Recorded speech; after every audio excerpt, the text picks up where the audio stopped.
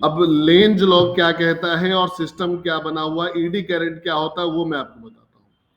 पहले तो फैराडे के नियम से, Faraday's law of electromagnetic induction में हमने सीखा है कि अगर किसी भी क्वाइल में आप सप्लाई देते हो, किसी भी क्वाइल में आप सप्लाई देते हो, तो उस सप्लाई के कारण उस क्वाइल में जो आप करंट देते हैं, उस करंट के कारण उस क्वाइल में मैग्नेटिक फील्ड बनता है। यानी कि जो सप्लाई हम लोग ने यहाँ दिया है, इस सप्लाई के कारण यहाँ पर एक मैग्नेटिक फील्ड का क्रिएशन होगा। ये Faraday's law of electromagnetic induction में था कि किसी क्वाइल से जब आप करंट क्रॉस करवाते हैं तो मैग्नेटिक फील्ड बनता है। फिर फैराडे सर ने ही यही बताया कि ये इसके विपरीत कंडीशन भी है। इसके विपरीत कंडीशन क्या है कि अगर इस क्वाइल के आसपास से कहीं भी, इस क्वाइल के आसपास कहीं भी चुंबकीय क्षेत्र आता है,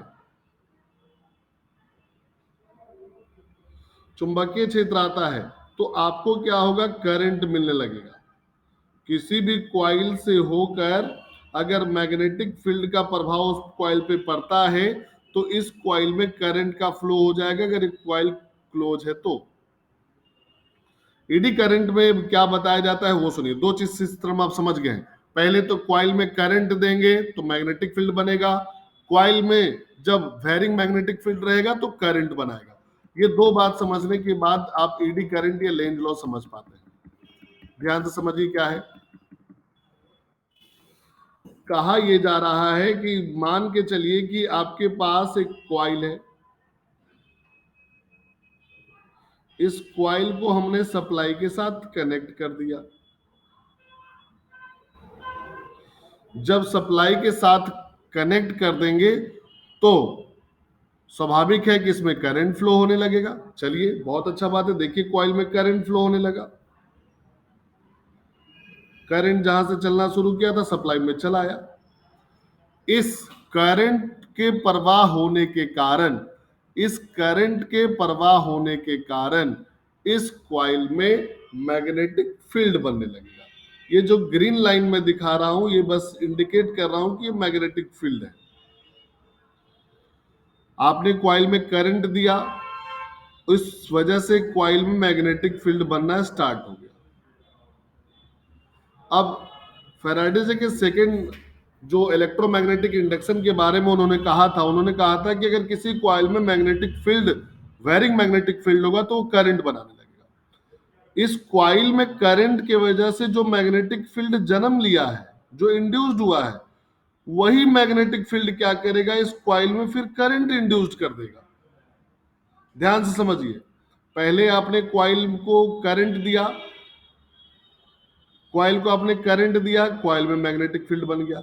यही मैग्नेटिक फील्ड जो अभी की अभी जन्म लिया है, यही मैग्नेटिक फील्ड इस क्वाइल को बोलता है कि क्वाइल, मैं तुमसे फ्लो कर रहा हूं, तुम भी करंट बनाओ ना।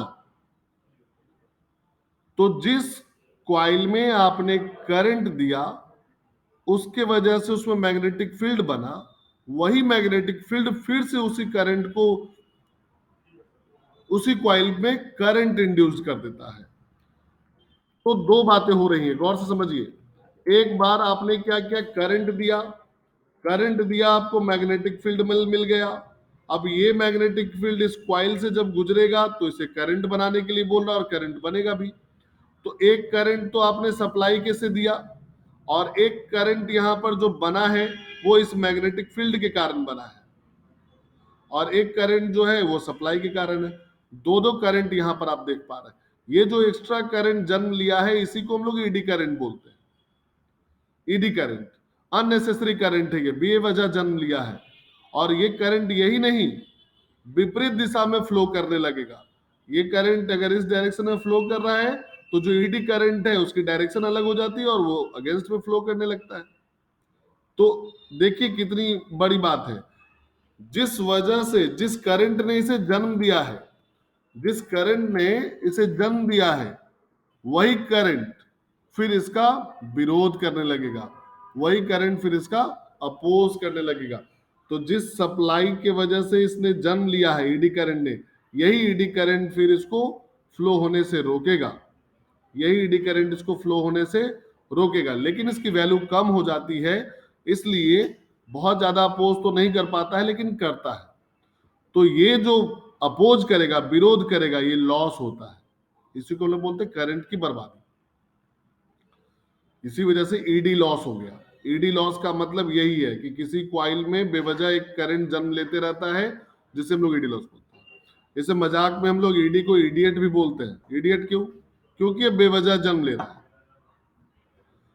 और ये जो करंट को अपोज किया जा रहा है, जिस करंट से उसकी जन्म हुई है, उत्पत्ति हुई है, उसी करंट का ये विरोध करता है। और इसी घटनाक्रम को हम लोग लेंज का नियम बुलाते हैं, लेंज लॉ बुलाते हैं। Thank you.